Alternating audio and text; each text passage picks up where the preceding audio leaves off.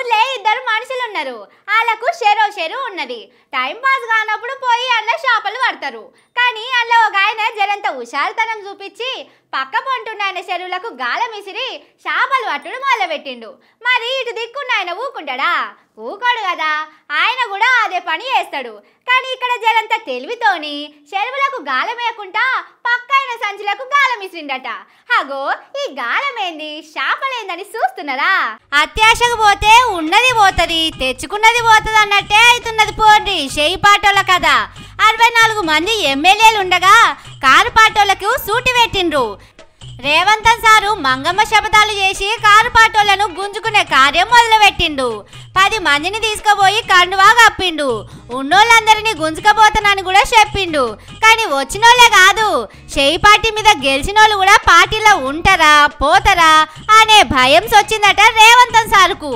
Car పార్టీలో గెలిచి చేయి పార్టీలకు పోయిన కృష్ణమోహన్ రెడ్డి సారు బండి వెనకకు తిప్పిండ్రు.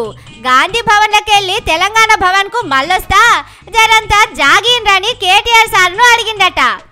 ఇంకో 2-3 కూడా కారును నాంపల్లి కాంచెల్లి బంజారా హిల్స్ దిక్కు మలుపుతున్నారని బయట మాట్లాడుకుంటున్నారు. అందులో తెల్లం వెంకట్రావు సారు కూడా ఉన్నాడట. కానీ సారు మాత్రం నా కారు గాంధీ భవన్లోనే ఉంటదని చెప్తున్నాడట. ఇక తెలంగాణ భవన్లోకి వెళ్ళి వచ్చిన కార్లు మళ్ళా అక్కడికే పోతాయనడు మంచిగానే ఉన్నది.